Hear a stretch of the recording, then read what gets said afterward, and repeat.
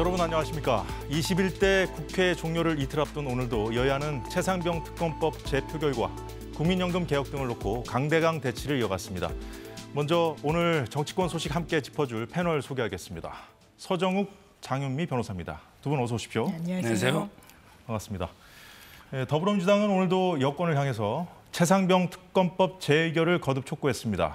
특검법 찬성 여론이 우세하다는 점을 활용해서 최대한 여당을 압박하고 있는데요. 특히 야권 정당들은 특검 관철을 위한 총공세에 나섰는데 주말 서울 도심에서 대규모 장외 집회를 열었습니다. 투표로 심판해도 정신을 차리지 못하고 반성하지 않고 역사와 국민에게 저항한다면 이제 국민의 힘으로 현장에서 그들을 바로 억압해서 항복시켜야 하지 않겠습니까? 국민의힘은 최해병 특검법 재의결에 찬성표를 던져야 합니다. 그렇지 않는다면 귀하들은 8년 전 겪었던 일을 다시 겪을 것입니다. 네, 이재명 대표는 해병대를 상징하는 빨간색 티셔츠를 또 입고 나오기도 했었는데 항복을 거론했고요. 조국 대표는 8년 전 겪었던 일을 얘기했습니다. 박근혜 전 대통령 탄핵을 얘기한 것인데요. 어떻게 보셨습니까? 지금 이제 노무현 대통령의 탄핵 판결문을 한번 읽어보세요. 탄핵이라는 거는 이제 헌법이나 법률에 위법이 있어야 되는데 문제는 이제 그것만 가지고도 불가하고요. 거기에 중대한 위법 이게 있어야 된다. 이게 판례입니다. 지금 이제 윤 대통령이 거부권 행사한 게 위법입니까? 헌법이 부여한 고유 권한이고 거부권은요. 그리고 이제 경로를 했다. 아마 이제 경로라는 표현이 어디까지인지 모르겠는데 예. 지금 이제 국방부 장관 이종섭 그리고 이제 여러 가지 윤 대통령 기자회견을 보면 아마 이제 질책을 한 2가지 정도 한 것 같아요. 뭐냐면 이제 왜 무리하게 수색하다가 안타까운 죽음이 있느냐 이걸 질책한 거고, 그다음에 또 하나는 일률적으로 상관의 명령을 따른 바로 직속 부하들까지 이게 다 기소하는 게 말이 되느냐 아마 이제 질책을 했을 수는 있다고 봅니다. 근데 그게 탄핵 사유입니까? 그러면 이게 문재인 대통령 제가 인터넷 보니까 경로했다 질책한 게 10몇 개가 있던데 지금 말이 안 되잖아요. 이런 게 사소한 거 가지고 탄핵 운운하면 그럼 탄핵 의결만 하면 헌재 결론이 나올 때까지 헌정이 중단돼 버립니다. 이걸 이게 감당할 수 있습니까 민주당이? 저는 이제 말도 안 되는 궤변으로 봐요. 예, 지금 야권의 메시지가 좀 수위가 높아지고 있어요, 장 변호사님. 네.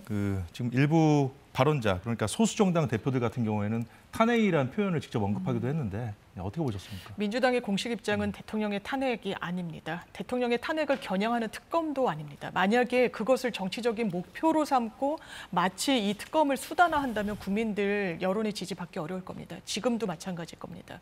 이른바 VIP의 경로, 대통령이 경로했다고 특검 진행하자는 거 더더욱 아닙니다.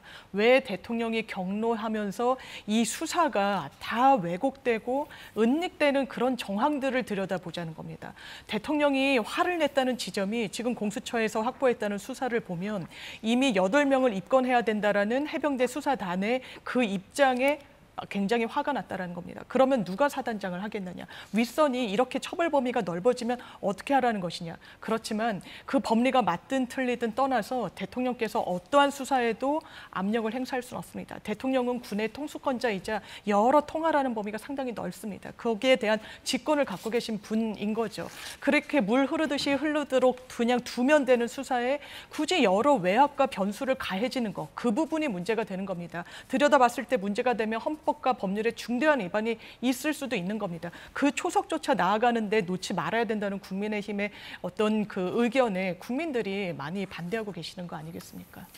네, 지금 여야 간의 법리적인 공방도 한층 치열해졌고요. 그리고 또 여론전도 지금 격렬하게 좀 맞붙고 있는 상황인데 그 내용은 다시 좀 이따가 얘기해 보는 걸로 하고요. 자, 국민의힘 이 상황에서 특검법 부결을 당론으로 채택하고 의원들에게 본회의 총동원령을 내렸습니다.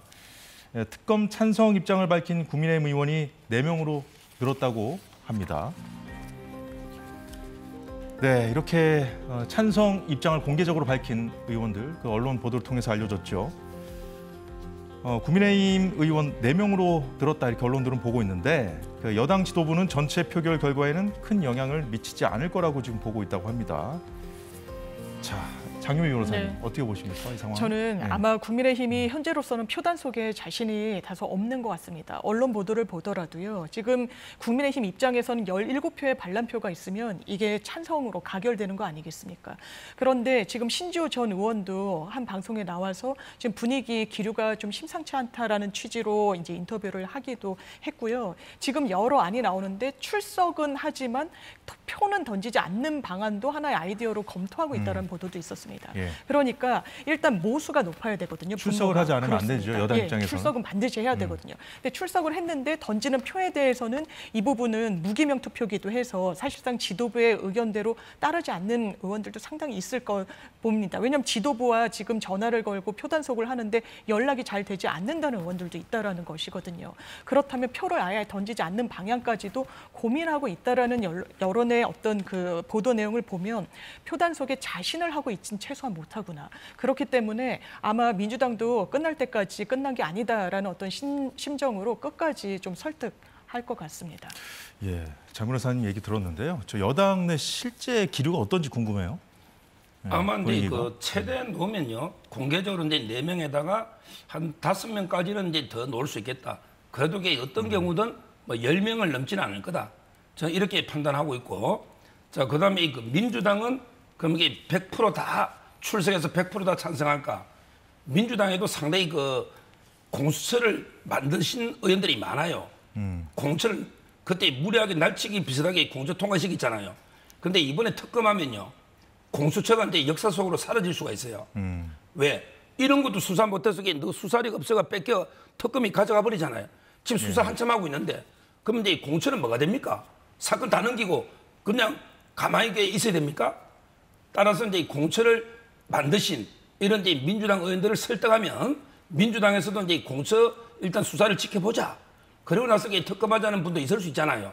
저는 어느 쪽에 이탈이 많을지 만에 하나 상당히 민주당도 다 이게 찬성표가 안 나오면 그 후폭풍은 이재명 대표한테도 상당할 거다. 저는 이렇게 봅니다.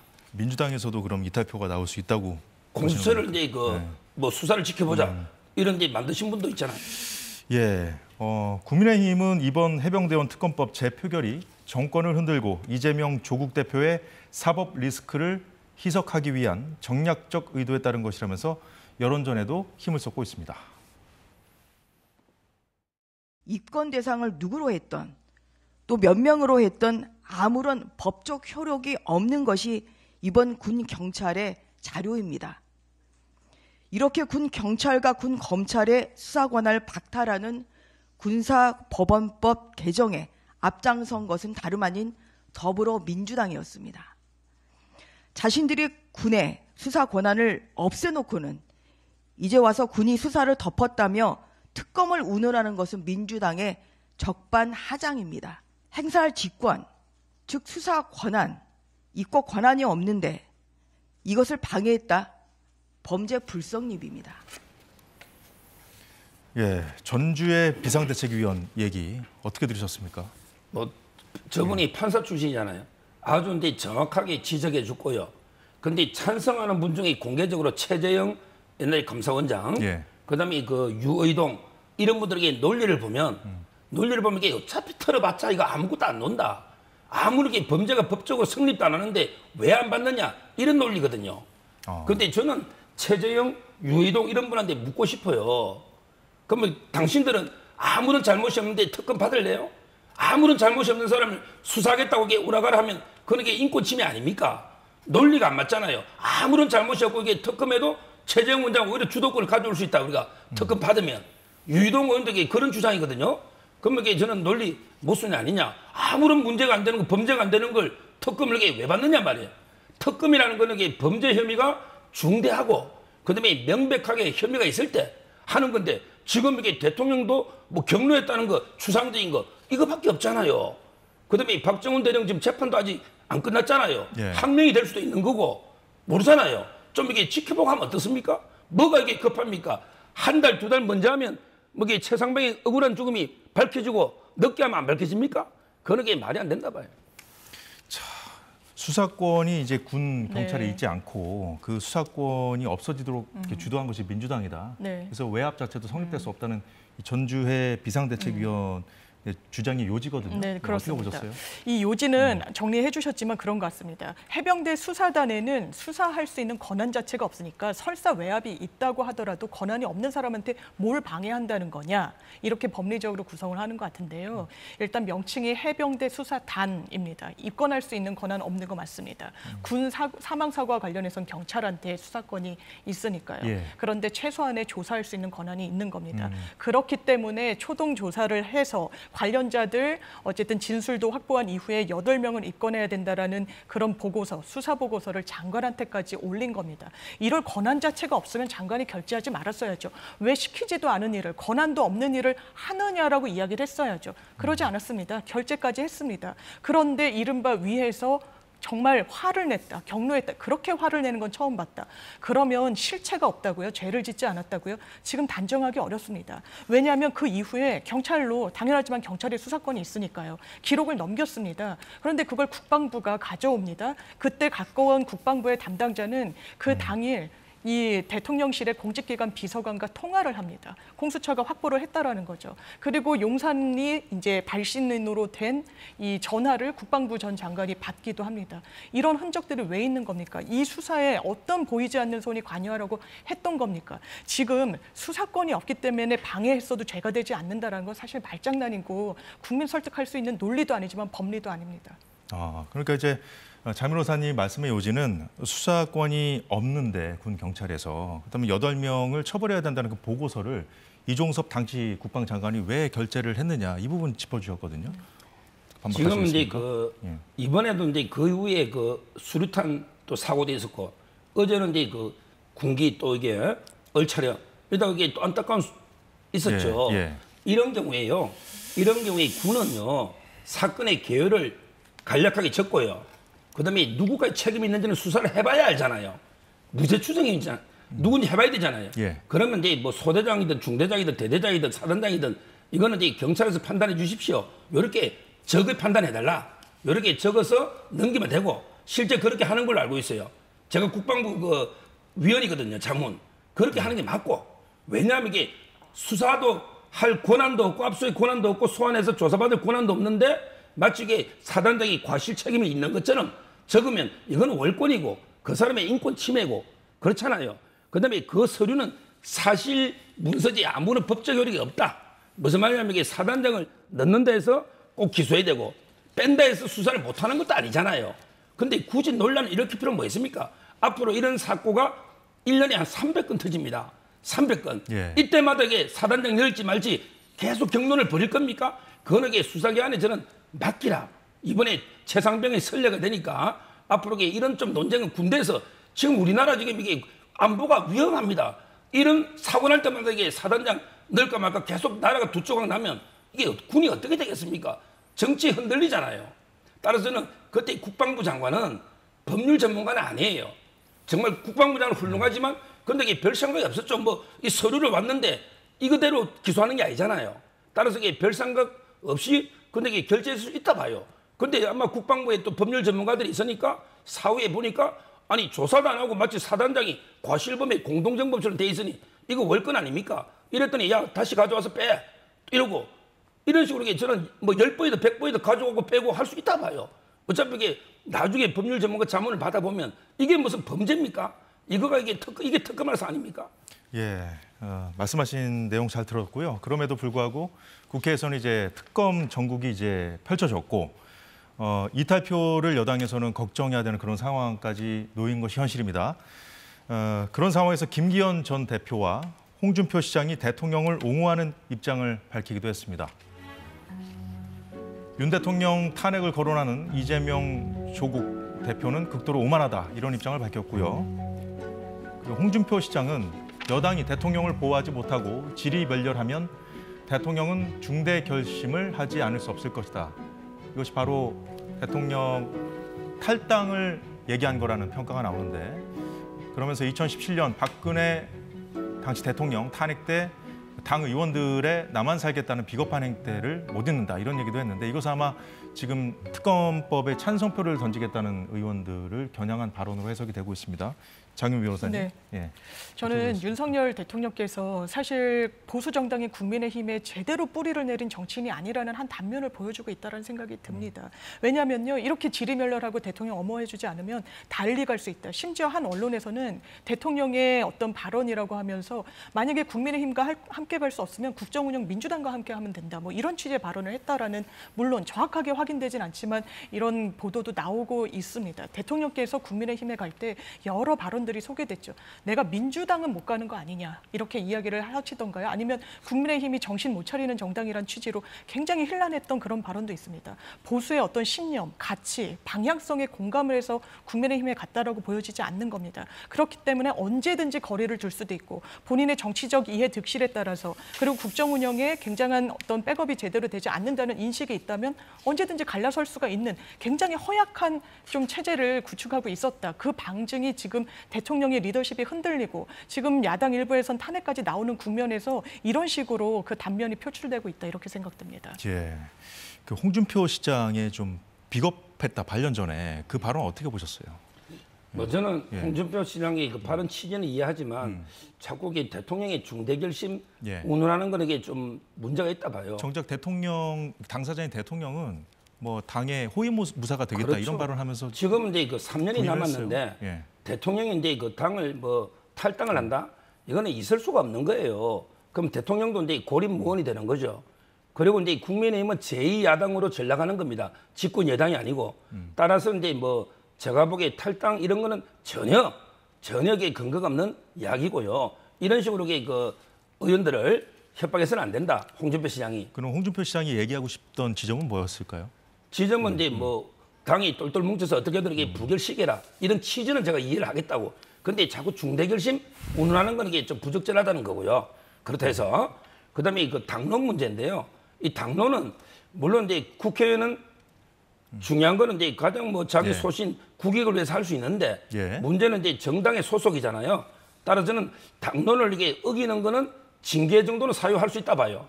옛날에 금태섭 의원도 민주당이 그때 아마 징계를 당한 걸로 제 기억이 납니다.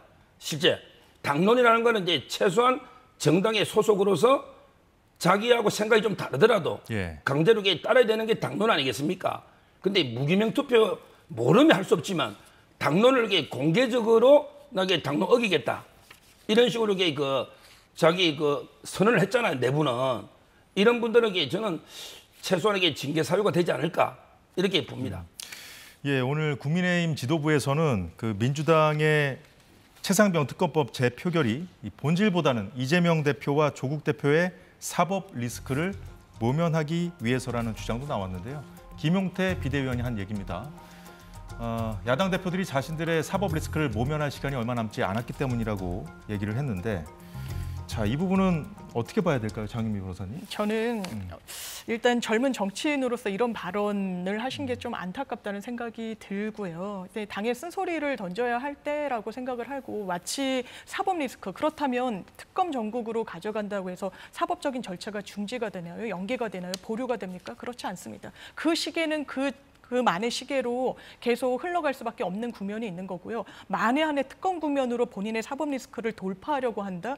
그런 의도가 있다라면 국민들이 역풍을 내리시겠죠. 이런 부분의 어떤 발언은 정치 공세에 지나지 않는다라는 생각이 들고 굉장히 국민들이 원하고 있는 최상병 특검과 관련해서 그 의도를 흔드는 좋지 않은 발언이라고 생각합니다. 조국 대표가 그 2심 징역, 네. 2심에서 이제 징역 2년형을 선고받았고 이제 확정 판결은 언제쯤으로 좀 보고 계십니까? 지금 대법원에 계류 네. 중인데 지금 대법원 일부의 임기 문제도 좀 있는 부분이 있고요. 네. 그리고 입시 비리가 부각이 돼서 그렇지만 여러 직권남용과 관련한 또 법리 다툼이 있었던 사안들도 있습니다. 그래서 모든 부분을 판단을 대법원에서 다시 할 때 시간이 조금 경과될 여지도 있고 다만 일부가 또 무죄 취지로 파기환송될 가능성도 열려 있는 겁니다. 네. 입시 비위와 관련해서는 그럴 가능성이 가능성이 비교적 낮죠. 왜냐하면 공범 관계에 있는 정경심 교수가 거의 확정이 됐기 때문에. 그래서 법률적으로는 움직일 수 없는 사실이 됐지만 뭐 유재수 감찰무마건이나 여러 조국 전 장관, 조국 예. 대표에게만 해당하는 부분에 대해서는 또 법리 쟁점이 있을 수가 있거든요. 그렇다면 또 파기환송이 돼서 원심으로 다시 돌아가고 한다라고 하면 올 연말까지도 사실 결론이 안 날 가능성도 열려 있다고는 보입니다. 그 울산시장 그 선거 개입 그 네. 사건 관련해서 그 조국 그 당시 네. 이제 민정수석이라든가 이제 임종석 전 네. 실장에 대한 수사도 다시 하라고 검찰에서 결정을 했었잖아요. 그렇습니다. 그거는 지금 별로 이제 조국 대표에게 영향을 미치지 않을까요? 지금 그 부분은? 속도를 내고 있지는 않는 것으로 알고 있습니다만 일단 일부 그 13명이 기소된 부분과 관련해서 황운하 전 의원이랄지 백원우 전 수석이랄지 예. 이런 부분이 유죄로 일단 1심 재판부가 결론이 낸 부분이 있고 그렇다면 그 윗선이 누굴 것인지 그냥 본인들의 자체 판단으로 했을 것이냐 아니면 그 당시에 조국 민정수석의 지시를 받았을 것이냐 아니면 더 그 위인 어떤 임종석 전 비서실장도 관여 여부가 있을 것인가와 예. 관련해서 검찰은 들여다볼 어떤 여지를 남겨놓고 있지만 그 시기와 관련해서는 저울질을 하고 있는 것 같습니다. 예. 그 야당 대표들이 사법 리스크를 모면할 시간이 얼마 남지 않았기 때문이라는 그 김용태 국민의힘 비대위원의 발언 중에 이제 조국 대표의 사법 리스크에 대한 얘기를 좀 들었는데 서정엽 변호사님 어떻게 보십니까? 저는 근데 김용태 당선자 지적이 아주 정확한 게요. 민주당 입장에서는요. 이번에 다시 낼 표기라잖아요. 예. 이걸 이게 보고해도 되지 굳이 장애 집회를 할 이유가 없잖아요. 그다음에 정 안 되면 22대 가면 108명밖에 안 되잖아요. 그때 해도 되잖아요. 또는 이제 공천 보고해도 되고요. 근데 굳이 이렇게 압도적 의석을 가진 당이 장애 집회까지 한다? 이거는 이게 다른 의도가 있다 봐야죠. 그게 저는 바로 이제 그 윤석열 대통령 끌어내리기 통해서 이게 혼란이 오면 좀 재판도 늦어지지 않을까. 또 검찰 수사의 칼날이 좀 무뎌지지 않을까. 이런 이제 방탄 목적이 저는 있다고 보고요. 그다음에 조국 대표의 그 판결문 있죠. 예. 일단은 이제 입시 비리는 볼 것도 없잖아요. 공범이고.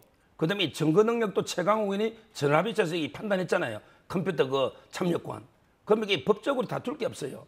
유재수 감찰무마 1심의 판사 3명, 2심의 판사 3명이 미세 쟁점까지 100% 일치한 이런 사건이죠. 그러나 이게 감찰무마했다는 거 얼마나 이게 간단합니까? 마음만 보면 이게 원래는 8월 전에 나야 되죠. 8월 달에 대법관 인사가 있는데 거기에 한 분이 나가거든요. 노정희, 그 선관위원장 했던 노정희. 그러면 이게 그 전에 저는 당연히 기각시키는 게 원칙은 맞다. 이게 2월 달에 그럴 겁니다. 6개월이면 이게 대법원에 보통 4개월이면 이런 사건이 이게 결론 난다. 이렇게 보이고. 그렇군요. 그다음에 마지막 송철호 사건의 재기 수사 있죠. 울산시장 예. 선거 개입 의혹. 이거는 이제 옛날에는 대통령 청와대를 압수수색이 안 돼가지고 못 밝힌데 이번에 3월 달에 그 대통령 기록관을 압수수색을 했습니다. 이미 자료가 다 확보됐어요. 예. 아마 조만간 임종석, 조국도 저는 게 기소되지 않을까 이렇게 봅니다. 그 김용태 비대위원이 거론한 것이 또 하나가 이재명 대표의 사법 리스크인데 다음 달 7일 날 이화영 전 부지사 선고가 예정돼 있습니다.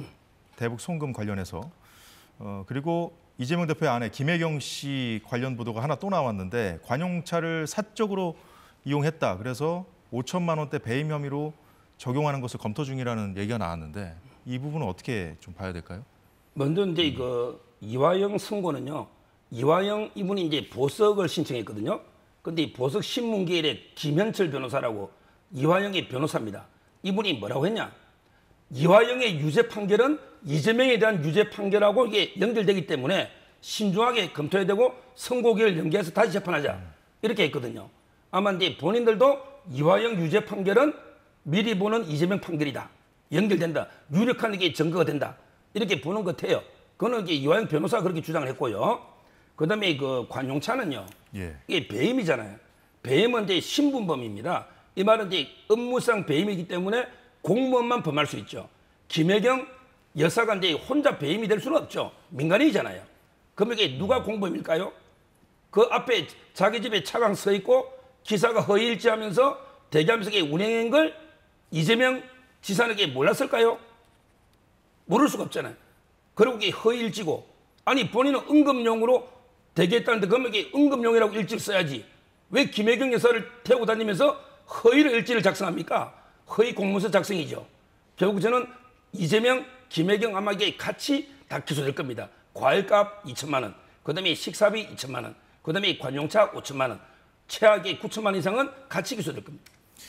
예, 지금 아까 김용태 비대위원 발언에 대해서 좀 아쉽다고 지적을 해주셨습니다만 지금 그 조국 대표는 이제 말씀을 해주셨고 이재명 대표 관련해서도 지금 법카 관련해가지고 이제 당시 이제 배모 씨였던가요? 네. 그분이 이제 뭐 진술을 좀 뒤바꾸는 그런 일이 있었는데 그러니까 방향을 좀 튼 것 같습니다. 지금 김혜경 씨 관용차 문제로 네. 관련해서 수사가 계속 진행이 되고 있고 언론 보도로 통해서 계속 나오고 있거든요. 그렇습니다. 조여드는 상황인 건 맞는 것 같은데요. 일단 혐의가 계속해서 들여다보는 여지가 넓어지는 건 있는 것 같고요. 처음에는 이제 법인카드 그리고 뭐 정치자금법 위반으로 지금 기소된 거는 한 10만 원 정도를 이제 결제했다라는 점, 그 부분은 재판까지 넘어갔고 추가로 뭐 과일값 결제 내역 말씀 주셨고 또 이번에는 관용차 예. 5천만 원대. 그러니까 이게 차량 운행이다 보니까 금전적으로 환산하기가 상당히 좀 어려운 측면은 있습니다.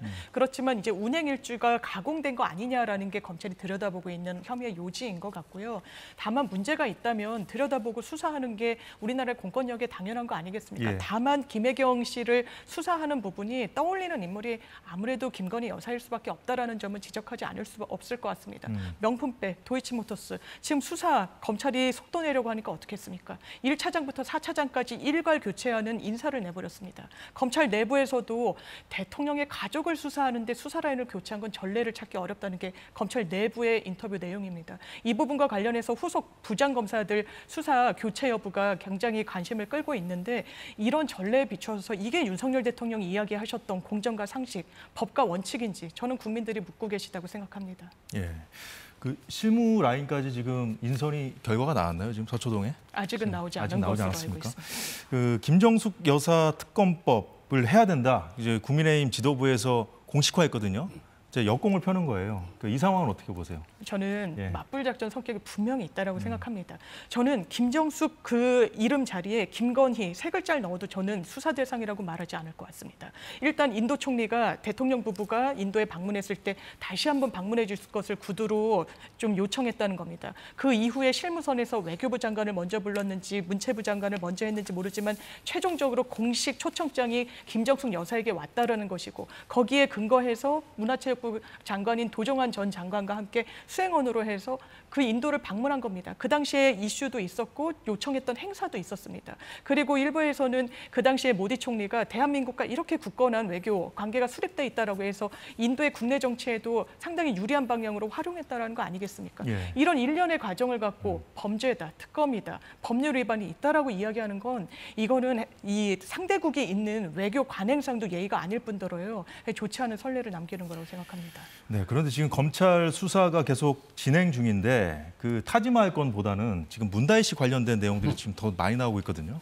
지금은 이제 그 김정숙 여사와 관련되는 거는 이제 중앙지검이 있고 서울, 네. 그다음에 전주지검이 있는데요.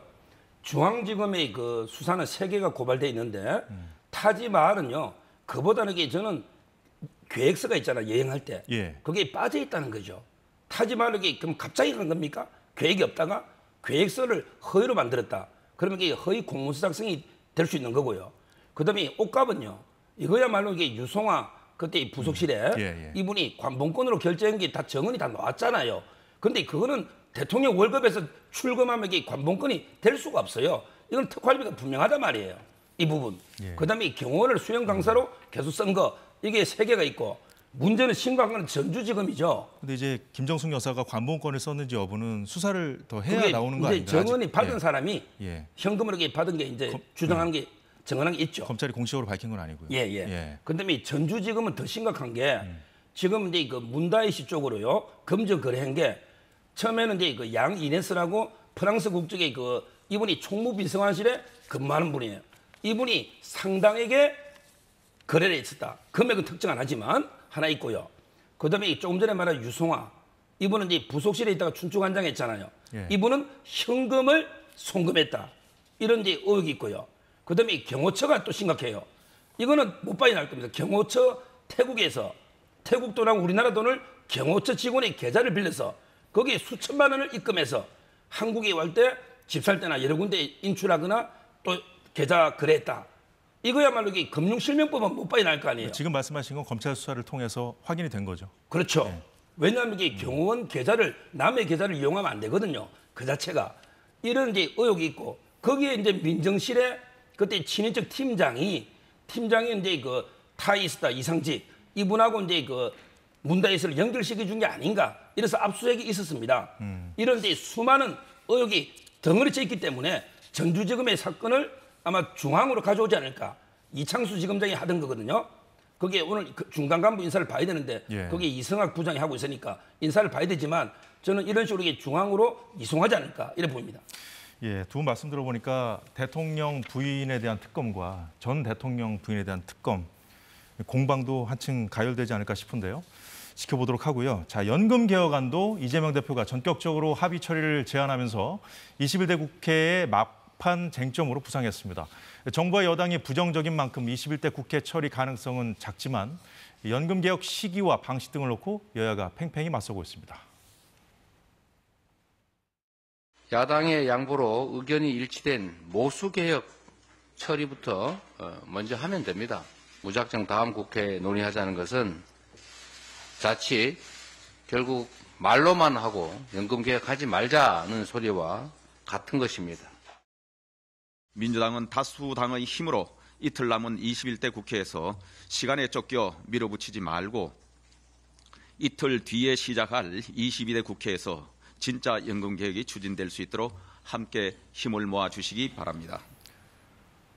예, 이재명 대표가 말한 이 모수개혁은 국민들이 더 내고 더 받는 것, 네. 그러니까 숫자죠, 숫자. 그렇습니다. 이것은 이제 여야가 어느 정도 좀 합의에 가까운 좀 입장 차를 좁히고 근접을 했다는 것인데 이거라도 일단 좀 하자는 것이고요, 이재명 대표는.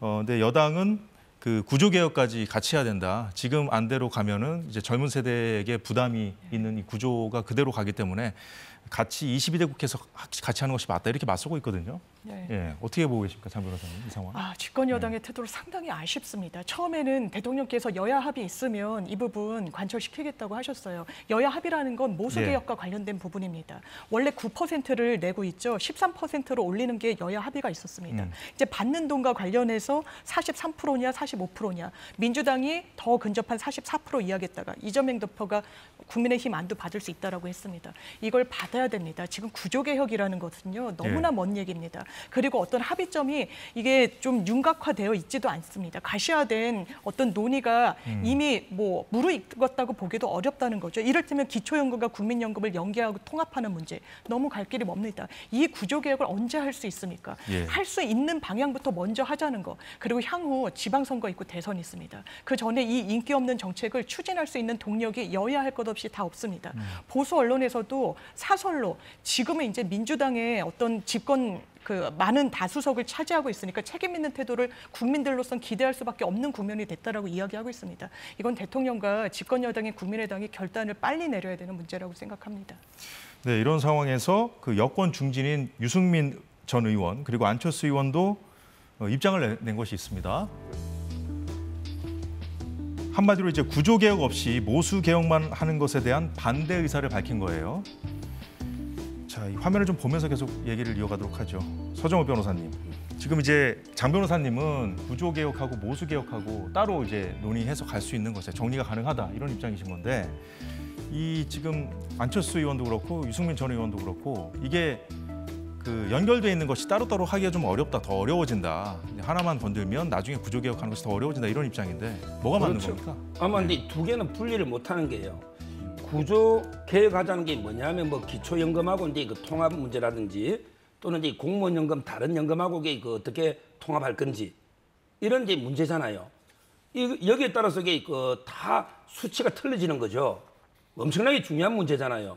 지금 공무원, 교직원 전부 이게 따로 있고 이걸 통합할 건지 지금 이제 기초연금도 이게 어떻게 연계시킬 건지 이런 문제도 있고요.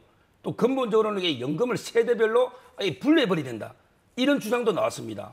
왜 그러냐면 이게 젊은 세대가 13% 지금 예. 월급에 13을 내는데 나중에 고갈대가 못 받는다는 확신도 없으면 저항이 있을 수 있어요. 지금 여야가 얘기하는 모수개혁 안으로는 이제 젊은 세대들은 나중에 못 받을 그 위험성이 그대로 살아있다는 거잖아요. 아직. 그렇죠. 예, 예. 이게 연금의 구조가 안정하게 정해져야 거기에 따라 재정 들어오고 수입을 나가고 해서 모수개혁이 노는 거 아닙니까? 순서가. 그렇잖아요. 이거부터 들금 바꿔나면 이게 무슨 개혁이 됩니까? 저는 그거부터 정교하게 구조를 만들고요. 그다음에 거기에 따라서 숫자를 해서 모수개혁을 하는 게 순서에 맞고 제가 보기에 이 두 개보다 더 급한 계획이 있어요. 예. 가장 중요한 거는 연금의 수익률을 올리는 게 중요하잖아요. 우리 1년에 4% 벌 걸 5% 벌면 그럼 이게 고갈 시간 몇 년 늦어집니다. 연금이 그렇잖아요. 예. 그런데 지금 수익률이 문제예요. 이게 왜 그러냐? 전문가들이 안 와요. 지금 이게 지방으로 이전해 버렸잖아요. 예. 그럼 이게 연금을 굴리는 운영하는 게 최고의 전문가들이 와야 되는데 월급도 작지. 지방에 근무하려면 누가 오겠습니까? 이 수익률을 올리기 위해서 과감하게 규제를 풀고 제대로 최고 수준의 전문가를 모시는 이 계획부터 해서 지금 수익률이 전 세계 연금하고 비교해 보세요. 이것만 1~2% 올리도 돈 덜 내 된단 말이죠. 가장 급한 거는 수익률 개선을 위한 계획이고 그다음에 이 구조개혁 한 다음에 예. 보수개혁은 제일 마지막에 숫자 껴맞추면 되는 거예요. 사실 이 문제가 연금 고갈 시점 그 걱정 때문에 이제 그렇습니다. 불거지고 있는 논란이기 때문에 지금 말씀하신 그 수익률 문제 굉장히 중요한 네. 부분 짚어주신 것 같은데 지금 장 변호사님이 아까 지적을 해주셨어요. 이제 국회로 이제 공을 던졌으면 국회에서 뭔가 지금 결과가 나온 상황이면 이제 대통령에서 좀 받는 것이 맞지 않느냐 이 부분은 좀 대통령에서 놓친 부분이 있다고 보십니까? 아니 지금 이제 모든 걸 자꾸 이재명 대표는 대통령하고 이게 단판제 끝내려는데 그건 아니잖아요. 순서가 근데 연금 특위가 있잖아요. 특위. 예. 그러면 이게 여당과 야당이 먼저 합의안을 가지고 대통령은 이제 행정부의 수반이니까 보내면 이게 검토를 하는 거죠. 그냥 바로 그냥 여당을 패싱하고 대통령하고 이게 만나서 단판 짓자. 이러면 이게 대통령이 다 하면 여당은 이게 뭡니까? 이러면 이게 여당이 뭐 대통령실에 여의도 출장소입니까? 이제는 여당도 이게 대등한 관계입니다. 좀 절차를 그래 밟아야 돼요. 예, 유승민 전 의원이 이 문제에 대해서 입장을 여러 차례 밝혔는데 좀 화면 준비됐습니까? 보면서 이어가도록 하겠습니다. 지금 민주당의 이재명 대표가 제안한 안을 덜컥 받았다가는 최소한 2027년까지 연금개혁 추가 동력은 사실상 사라질 것이다. 이재명 대표가 지금 모수개혁이라고 또 지금 하지 않으면 안 된다는 거하고 좀 대비되는 입장인데요. 그렇기 때문에 이제 윤 대통령이 지금이라도 모수개혁과 구조개혁 모두 포함된 개혁안을 내놓고 이 대표의 얄팍한 술수에 적극 대처하기 바란다는 호소 아닌 호소를 했는데 네. 장 변호사님. 네. 근데 이런 얘기를 이재명 대표가 이번에 이제 연금 개혁안 처리하자고 하니까 보수 언론에서는 이제 보수 정당이 허를 찔렸다, 네. 기습 공격을 당했다고 보던데 이재명 대표가 먼저 그 안을 던지기 전에 좀 이런 논의들을 여당 내에서 좀 네. 했으면 어땠을까 하는 생각이 들던데요. 예, 무척 아쉽습니다. 대통령께서 말씀하신 3대 개혁 중에 하나예요. 어떻게든 이 정부 안에 매듭 짓겠다고 했습니다. 그리고 여야 합의가 되면 받겠다고까지 말씀하셨는데 지금 합의가 되니까 국민 여론 보겠다고 합니다. 이게 왜 문제냐면요. 지금 모수개혁이라도 하지 않으면 물론 유승민 대표가 이야기한 대로 모수개혁, 구조개혁 같이 하면 좋겠죠. 더할 나위 없는 정답이란 건 이론의 여지가 없습니다. 근데 현실적으로 하기가 어렵다는 거예요. 그렇다면 할 수 있는 이미 그 근접해가지고 여야 간에 안이 나왔으면 이 부분이라도 하고 그걸 토대로 그런 구조개혁도 여러 안이 있습니다. 신연금, 구연금 따로 나눠서 이미 좀 연금의 어떤 수익률이 낮은 부분은 별도로 투트랙으로 하자는 안도 있고요. 여러 공무원 개혁, 공무원 연금 그리고 뭐 군인 연금까지 합쳐서 이걸 뭐 재정 투입을 하자라는 부분도 있는데 너무 갈 길이 멉니다. 그러는 사이에 1년에 50조 원씩 청년들의 부담으로 가고 있습니다. 예. 하루로 환산하면 1,100억 원이 넘고 있습니다. 책임 있는 국정 운영의 주체라면 모수 개혁부터라도 하는 게 맞는 자세 아니겠습니까? 예. 그런데 이제 국회 현실을 보면 사실상 지금 시간이 하루 이틀밖에 남지 않았기 때문에 그 합의해서 이게 처리가 돼야 되는 거거든요. 이 법안은 이제 그 연금 그 특위가 구성되어 있기 때문에 여야 특위에서 이제 합의가 돼야 이제 처리가 가능한 사안인데 사실상 이제 불가능합니다. 그렇기 때문에 모수 개혁부터 하는 것이 맞는지 둘 다 하는 것이 맞는지 그 이제 논쟁을 좀 둘째치고 그 이재명 대표가 이 시점에 이렇게 제안한 것에 대해서 이제 여당에서는 미심쩍게 보고 있는 것이 사실이거든요. 그렇죠. 아마 근데 그 연금 개혁의 그 공을 자기가 다 가로채려고 하는 건지 그 의도는 제가 모르겠는데 제가 근데 연금 개혁 관련하게 여러 방송의 패널로 가봤는데요. 예. 근본적으로 이게 문제가 좀 있어요. 제가 보니까 이게 유럽이나 다른 데서는 부담률이요. 거의 30%대가 많아요. 지금 우리나라는 이게 3%부터 시작했어요. 성격이. 그러다 보니까 이제 9%가 지금 해당됐잖아요. 이걸 13으로 올라가는데 이걸 가지고 만약에 44를 준다? 그럼 이게 되겠습니까? 노령하에? 지금 청년 인구는 없는데 예. 이것도 제가 보기에 근본적인 대책은 아니에요. 성격이. 좀 더 저는 뭐 몇 달, 1년 늦어지더라도요. 좀 근본적으로 이게 한번 제대로 개혁을 해야지 숫자만 덜컹 올리놔도 그대로 이게 모든 문제는 그대로 남거든요. 이래서 이게 되겠는가? 시간이 좀 걸리더라도 제대로 한번 이렇게 개혁해보자. 이 주장을 저는 합니다. 예. 장기적으로 좀 제대로 개혁을 해 봐야 된다는 말씀이 이제 공감 안 하실 분은 안 계시겠지만 네. 당장은 이재명 대표가 이제 합의 처리하자고 먼저 화두를 던졌기 때문에 이게 만약에 불발될 시에는 이제 어쨌든 그런 상황에서 야당이 좀 이로운 이슈로 좀 한동안은 가지 않겠는가 하는 생각이 드는데요. 자, 최상병 특검법 처리를 위한 그 내일 본회의는 민주당이 단독 개의를 예고한 것입니다. 여야 원내대표가 내일 본회의 전까지 어떤 안건을 올릴지 협의할 거로 알려졌습니다만 합의 가능성은 거의 없어 보이고요. 극한 대치 속에 내일 특검법 표결이 이뤄질 거로 보입니다. 관련 소식 내일도 전해드리겠습니다. 오늘 두 분과의 대담은 여기서 마치도록 하겠습니다. 고생 많으셨습니다. 감사합니다.